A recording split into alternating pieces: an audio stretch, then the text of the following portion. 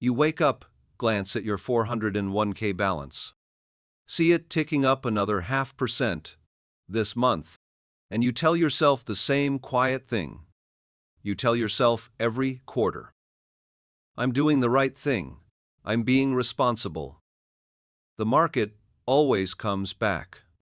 Now hold that feeling in your hand for a second, because I want to walk you through a short list. March 2020. The Federal Reserve conjured $4 trillion. Out of nothing, in roughly 8 weeks. 2021. Congress mailed checks to people whose paychecks never even paused. 2022. Russia got yanked off the SWIFT payment rails for invading Ukraine, and the entire planet quietly took a note on what that meant. 2023. China and Brazil started clearing oil trades in their own currencies, no dollars involved. 2024. Central banks bought more physical gold than any year since 1950, and right now, in early 2026, the yield on a 10-year Treasury is sitting higher than it was at the absolute peak of the inflation panic. Read that line again. So here is the question I actually want you sitting with. When does a recession stop being the thing we're supposed to be afraid of? Because I think we're staring at the wrong monster. Look, I'm not a guru. I've been running my own money for over a decade. Multiple hundreds of thousands of dollars spread across index funds, a couple of rental properties, and yeah, some gold sitting in a safe that I will absolutely not describe on camera. I'm not here to sell you a collapse course. I'm not here to scream, buy bunkers. I'm here because I just spent 3 months reading the boring stuff. SEC filings from Bridgewater, EMF, working papers on reserve currency transitions, Bank for International Settlements, reports that run 800 pages of central banker Yan speak that nobody actually opens. And here is what nobody tells you. What is coming isn't a recession, it is a rule change. The mechanics of money itself. The plumbing, the settlement layer. The thing your 401k quietly assumes will keep working forever. That game is ending. And your retirement plan was designed for the previous version. So, over the next 15 minutes, I'm going to walk you through the actual mechanics of how monetary systems die. Not vibes, not Twitter takes, mechanics. I'm going to show you why every single signal Ray Dalio flagged in his changing world order framework is flashing red at the same time, which historically does not happen by accident. And I'm going to translate what that means for anyone trying to retire inside the next 20 years. Because here is the deeper question. The psychology of money was never about picking the hot stock. It is about knowing which game is actually on the table. And right now, most people are still studying checkers strategy, while somebody is quietly swapping the board out for chess. That stops today. Quick thing, before we go in. If you want to actually see what your retirement looks like under different versions of reality, not the fantasy version, I built a calculator using the same institutional formulas Vanguard and BlackRock run internally. It factors in real inflation, real tax drag, realistic yield, and the silent killer nobody models: inconsistent contributions. Most free retirement calculators online are mathematically lying to you because they assume a world that no longer exists. This one lets you actually move the dials. What happens if you squeeze out 1 extra % of annual return? What if inflation runs hotter for longer? What if the dollar quietly loses its throne? While you're still contributing, you get to see the number in your own life, on your own timeline. Now, before I open the playbook, I want to hear from you. Drop a comment with one word checkers or chess? Which game do you honestly think you've been playing with your money? Up to this minute, I'm reading every single answer. So picture this. You're staring at your paycheck, wondering if tossing an extra $500 a month into your investments would actually move the needle, or if it just disappears into the same machine that has been quietly eating your purchasing power for decades. Here is the thing. Before you can answer that, you have to understand the machine itself, because the rules you think you're playing by were rewritten a long time ago, and nobody sent you the memo. Let me give you a metaphor that will stick. The global financial system is basically one giant commercial lease. And after World War II, the entire planet signed it with the United States. The terms were almost embarrassingly simple. The dollar becomes the world's reserve currency. Every barrel of oil, every container of goods, every IOU between nations gets priced in dollars. And in return, America promises a stable currency, tame inflation, and a navy big enough to keep the shipping lanes open. That contract has been running for 80 years. 80. But here is what nobody tells you about long leases. The landlord gets comfortable, starts skimming, starts changing the rules, and one morning, the tenants wake up and quietly start touring other apartments. The first liberty the landlord took was in 1971, when Nixon walked up to a microphone and closed the gold window. Just like that, the dollar stopped being backed by anything except a feeling, trust. And for a while, trust was plenty, because the U.S. had the biggest economy on earth, the most terrifying military, and every country that wanted oil had to hold dollars to get it. Simple. The problem is, trust is a psychological asset, and psychological assets rot the second you start abusing them. Now, let's talk about abuse, because the numbers are wild. The national debt just crossed $36 trillion. That is roughly 120% of GDP. Translate that to your kitchen table. If you pulled in 60 grand a year, but were carrying 72,000 in credit card balances, your debt-to-income ratio would match Uncle Sam's. Let that one sit for a second. You'd be considered a financial disaster. The federal government is graded on a curve. You might be thinking, okay, but didn't we have higher debt after the war? Fair point. Debt to GDP hit 106% in 1946. But here is what is actually different this time. And this is the part that should make you sit up straight. Back then, America had a young workforce, climbing into its prime earning years, factories humming in every Rust Belt town, and a balance sheet that made it a net creditor to basically every other country on the planet. Today, aging population, manufacturing shipped overseas, and the Treasury is borrowing fresh money just to pay interest on money it already borrowed. That is not a debt problem. That is a Ponzi problem. And this brings us to the part where the psychology gets genuinely uncomfortable. When you're running a Ponzi, you only have two doors. Door 1, you confess, restructure, take the haircut, rebuild on something real. Door 2, you keep the music playing by dragging in new buyers, new lenders, new suckers. For the last 15 years, America has been quietly walking through door 2. And the buyer of last resort has been the Federal Reserve itself.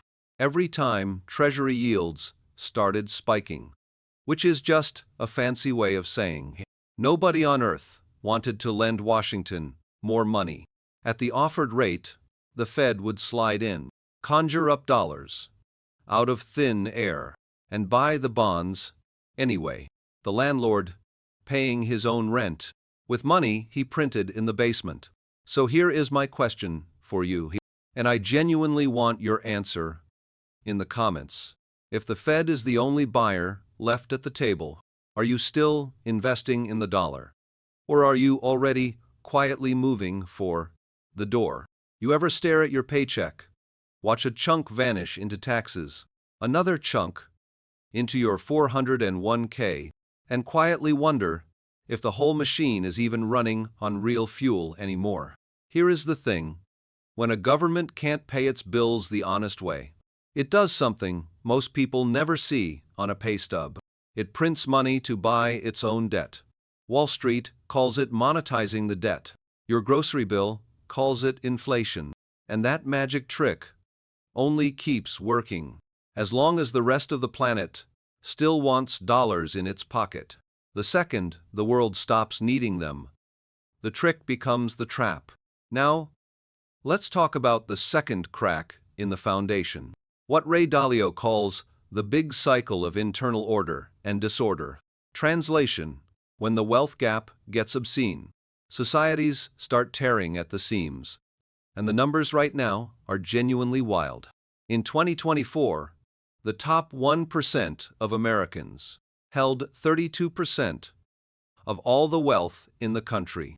The bottom 50%, 2% too.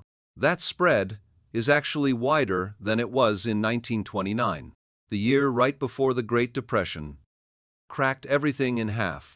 Inequality by itself doesn't blow up a monetary system, but it loads the gun.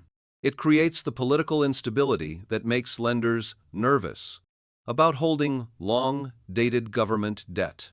Ask yourself this: if you genuinely believed a country was drifting toward civil conflict, or a government that might one day shrug and default, would you really hand them your savings for 10 years at 3%? Of course not. So what do people with real money actually do? They buy gold. They buy real assets. They quietly move into currencies that aren't chained to a country tearing itself apart. And here is what nobody tells you. That is not a forecast. That is already the trade. Central banks around the world bought 1,037 tons of gold in 2024. Second highest year ever recorded. China, Russia, India, Turkey. They're not loading vaults because gold is shiny. They're loading vaults because they're quietly walking off the dollar's lease, one bar at a time. Now, I can already hear it. But people have been predicting the death of the dollar for decades. And nothing ever happens. Fair, genuinely fair. But here is what is different this round. The third force in Dalio's framework is external order and disorder. Basically geopolitics. And right now, we're watching the biggest realignment of global power. Since the Cold War wrapped up, Russia invaded Ukraine, got kicked out of SWIFT, the messaging system that moves bank transfers across borders. That was supposed to crush them. Instead, they pivoted and started settling trade with China in yuan and rubles. China and Brazil signed a deal to skip the dollar entirely and trade in their own currencies. India is paying for Russian oil in rupees. The Gulf states, the same Gulf states that have priced oil in dollars since the 1970s, are now openly floating the idea of pricing in a basket of currencies. This isn't theory. This isn't a YouTube hot take. This is happening on live trade tickets right now. And here is the kicker. The moment you turn the dollar into a weapon, you teach every other country on earth how to build a financial system that doesn't need the dollar. That is not conspiracy. That is just incentives doing what incentives always do. If I can lock you out of the payment grid because I don't like your politics, you will spend every waking hour building a grid I don't control. Simple. So here is the question I want you to drop in the comments. If you had to bet your next paycheck on one of these, gold, the dollar, or your 401k, which one are you actually trusting 5 years from now? And why? You've been told your 401k is on track. You've plugged the numbers into 3 different calculators.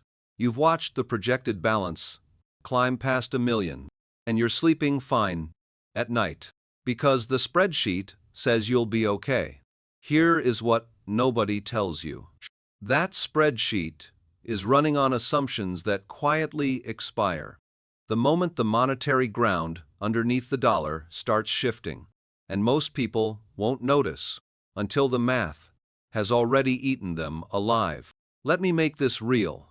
Meet David, 42 years old, $350,000, sitting in a target date fund, salary of $110,000, kicking in 6% of every paycheck, while his employer tosses in another 3%. Every retirement tool he has ever opened tells him the same story. Keep doing this. Retire at 65. Walk away with $1.8 million. Clean, predictable, boring in the best way. Except that number is built on 3 silent bets, and David doesn't even know he is making them. Bet 1, 7% average annual returns forever. Bet 2, inflation politely sits at 2.5% forever. Bet 3, the dollar he retires with in 2049 buys roughly the same loaf of bread, the same tank of gas, the same hospital visit as the dollar he is holding in 2026. 3 bets. All 3 assume the system stays the system, and that is the part that is actually fragile. Here is the thing. When a government can't find enough buyers for its own debt, it doesn't default in some dramatic Hollywood scene. It inflates quietly, patiently.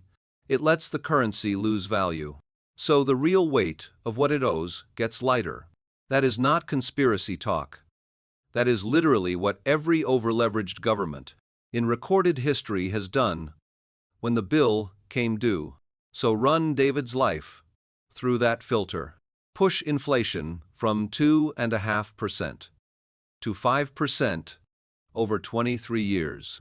His $1.8 million at retirement now buys what 800,000 buys today. He just lost $1 million of real purchasing power, and his statement still proudly reads 1.8. The number didn't move. The world underneath the number did. Now, this brings us to the second domino. If the dollar loses even part of its reserve currency status, the U.S. has to bribe the world to keep buying its debt, and the bribe is higher interest rates.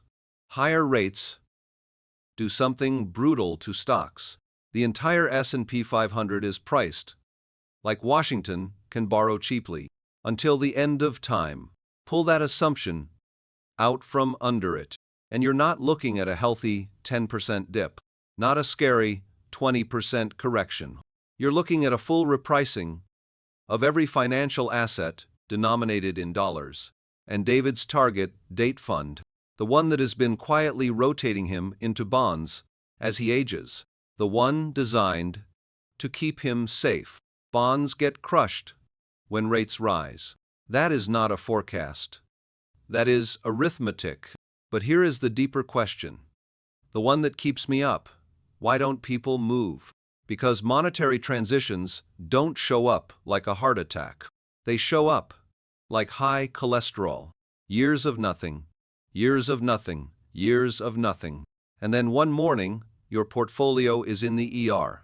And there is no undoing 2 decades of compounding the wrong assumption. It is the smoker logic. It is the climate logic. You know it is bad. You just don't think it is bad today. So today you change nothing. And tomorrow you do it again. So tell me this. If you ran David's exact numbers against 5% inflation instead of 2.5%, would your retirement plan survive the rewrite? Or would you be staring at a number that lies to your face? Drop your answer below. So picture this. You're staring at your paycheck, watching the deductions stack up, And somewhere in Washington, a room full of policymakers is quietly deciding whether the dollar in your account still means what it meant 10 years ago. Here is the thing. The country basically has two doors to walk through, and one of them was bolted shut a long time ago. Door number one is the boring grown-up answer.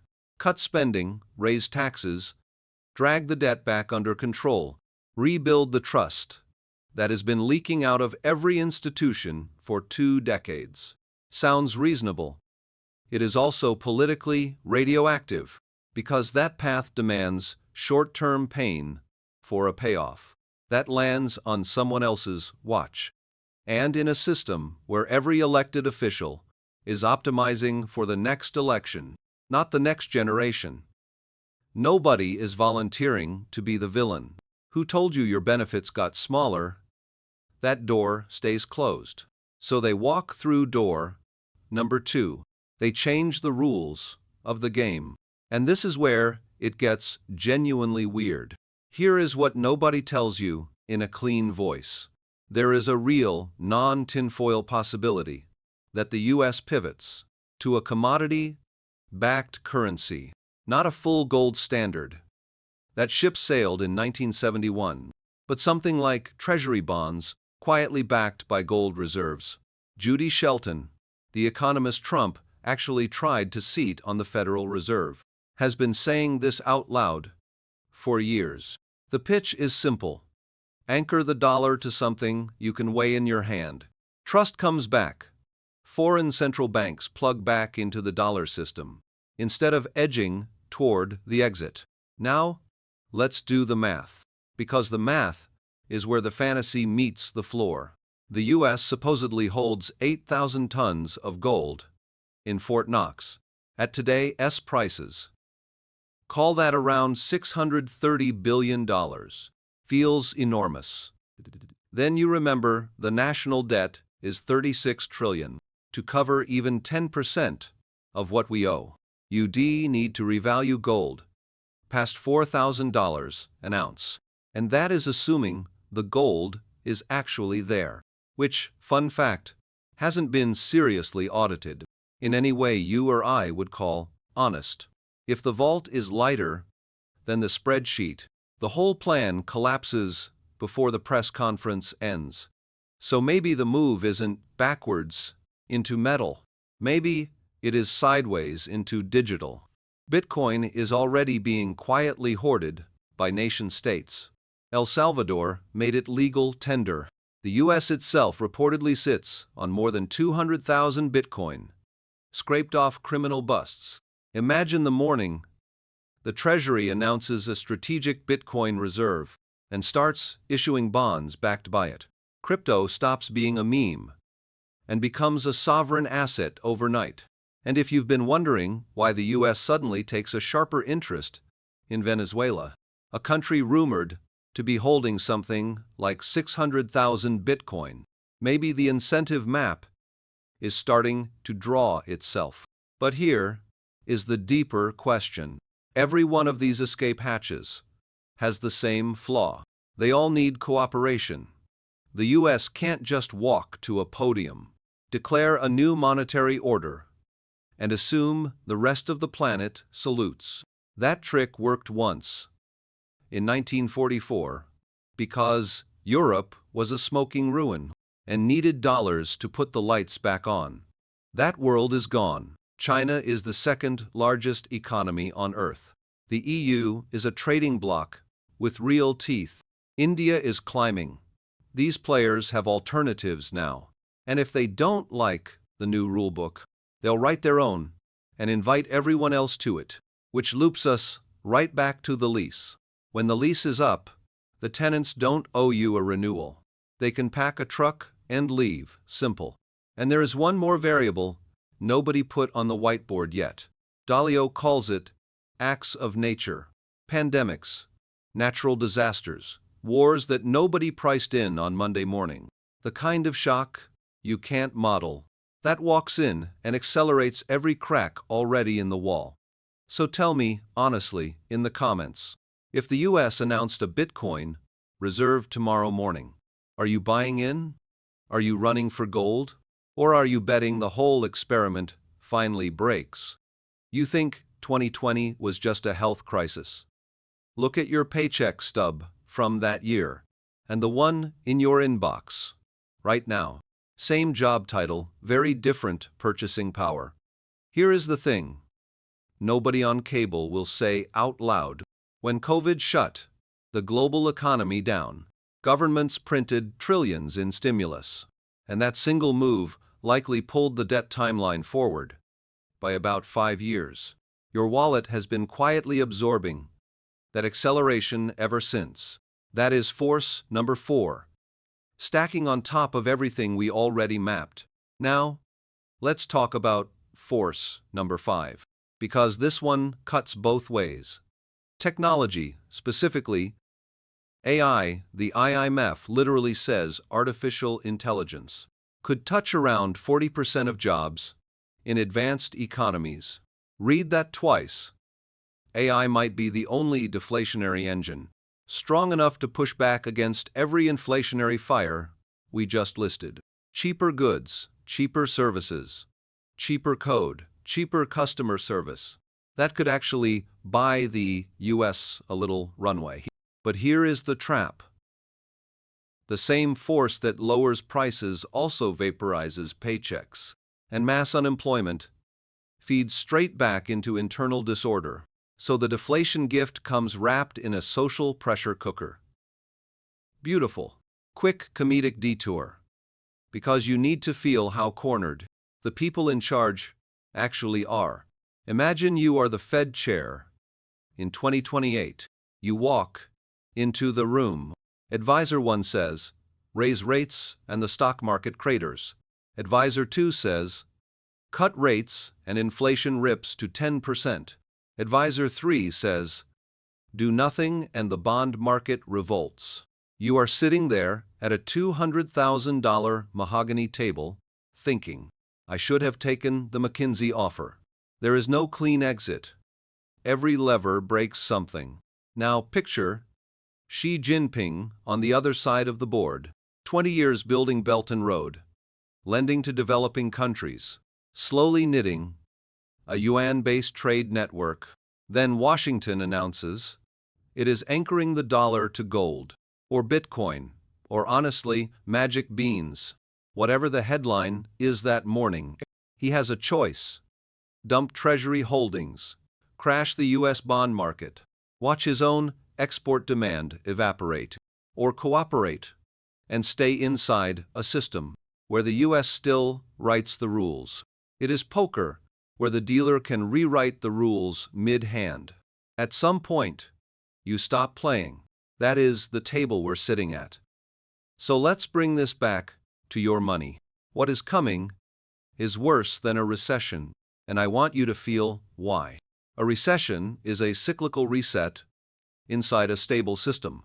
Demand drops, companies lay off, prices soften, the Fed cuts, the economy heals. We've run that loop dozens of times since World War II. You've lived through several. A monetary transition is different. That is a structural reset of the system itself. The rules change. The measuring stick changes. If your entire financial plan assumes the old rules, dollars in, dollars saved, dollars retired on, you are not preparing. You are exposed. Here is what I'm actually doing with my own money. 3 moves, plain English. First, I'm diversifying out of purely dollar-denominated assets. That does not mean dumping stocks. It means I hold some physical gold, some hard real assets, and yes, a small Bitcoin position. Not because I think Bitcoin replaces the dollar tomorrow, but because if there is even a 10% chance, it gets folded into the global reserve mix. The upside is asymmetric. Tiny downside, enormous tail. That is a bet worth sizing carefully. Second, and we'll go deeper next, I'm rebuilding what savings even means in a world where the unit of measurement is the thing being repriced. Quick gut check. before we move on, if you had to choose, right now, between trusting the dollar for the next 10 years, or splitting that trust across gold, real assets, and a sliver of Bitcoin, which side are you actually on? And what is the number that would make you finally move? Drop your split in the comments. I'm reading every single one. You think shortening your bond duration is a defensive move? Let me tell you why I'm doing the opposite of what your advisor probably told you last quarter. Long-dated bonds right now are a coin flip where both sides lose. Rates climb. Your principal gets shredded. Inflation sticks above 5%. Your real yield turns negative, and you're literally paying the Treasury to hold your money. Simple math. So I'm parked in short-term treasuries and cash, watching, waiting, refusing to lock myself into a 10-year bet on a system that can't even agree on next quarter's CPI print. Here is the thing.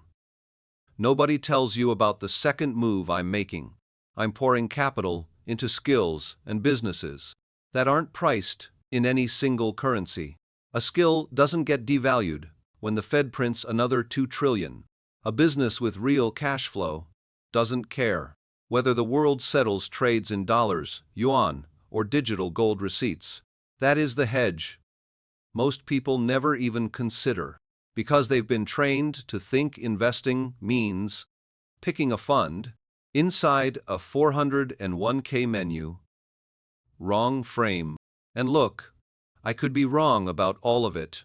Maybe Washington and Beijing shake hands at some G20 photo op, and we buy another 50 years of dollar dominance.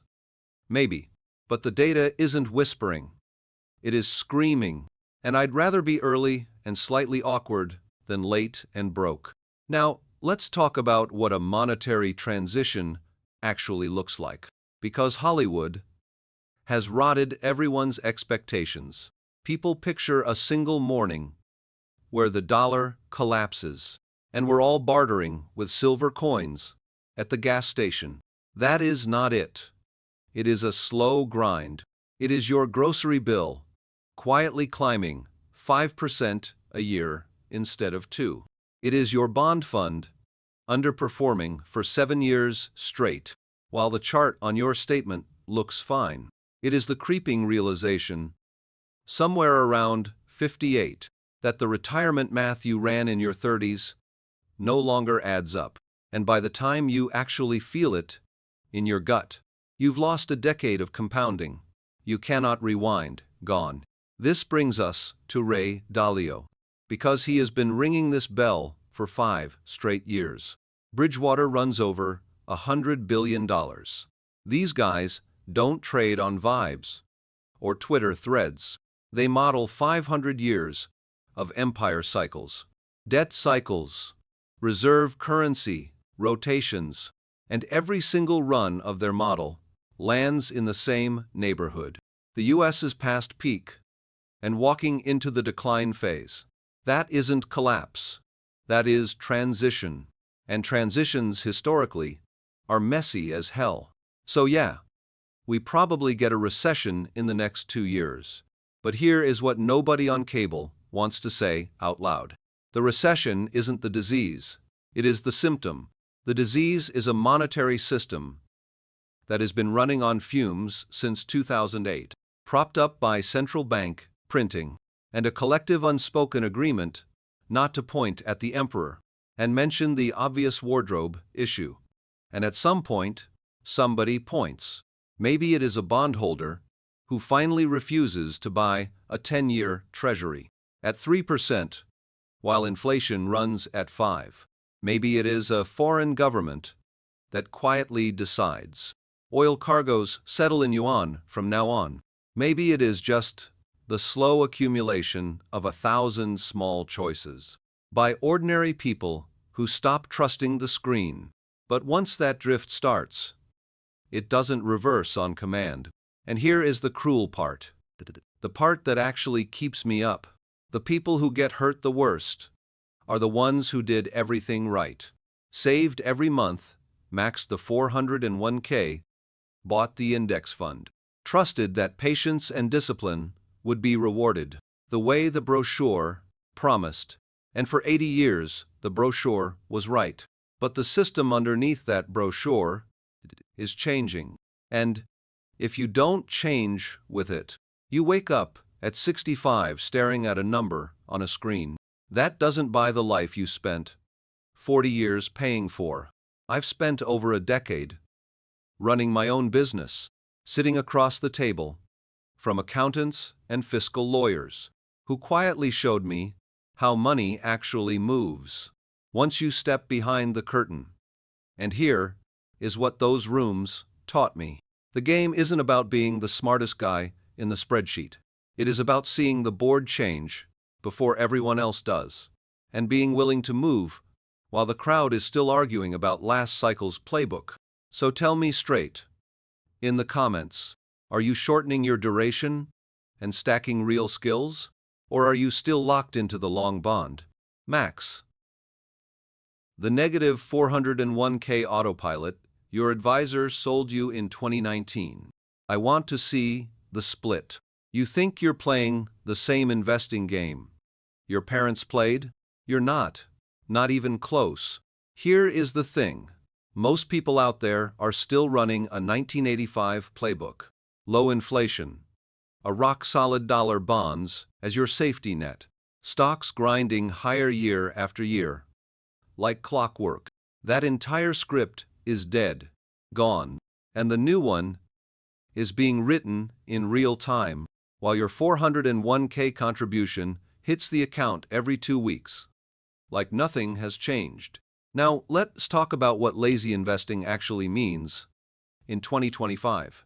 Yeah, the boring index fund crowd built more real wealth than every crypto degen screaming on your timeline. That is true. But lazy in this environment is not the same as asleep. Lazy today means you understand the macro tide pulling on your portfolio. The dollar debasement, the rate regime, the geopolitical pressure, all of it. You don't ignore it. You don't pretend it isn't there. You just stop reacting to every headline like a caffeinated day trader. Here is what nobody tells you. Your portfolio statement says one number. The purchasing power of that number is a completely different conversation. If the measuring stick itself is shrinking, a 7% return on paper can quietly be a loss in real life. Ask yourself the uncomfortable question: what is my account actually worth in groceries, in rent, in a tank of gas, in a year of tuition? That is the only scoreboard that matters. The dollar figure on the app is a costume. This brings us to the part most people avoid. You have to be intellectually honest enough to say it out loud. The world my financial plan was designed for might not be the world I actually retire into. The assumptions baked into that plan in 2010, in 2015, even in 2019, those assumptions are expiring. The lease is up. The tenants are packing boxes. And if you're still sitting in that apartment, sipping coffee, telling yourself everything will smooth itself out, you are going to be the last one in the building when the landlord cuts the power, the water, and the heat. So, here is the final call. Stop optimizing for a game that already ended. Audit your portfolio against the new rules, not the old comfort.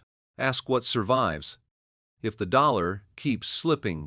What survives if rates stay sticky?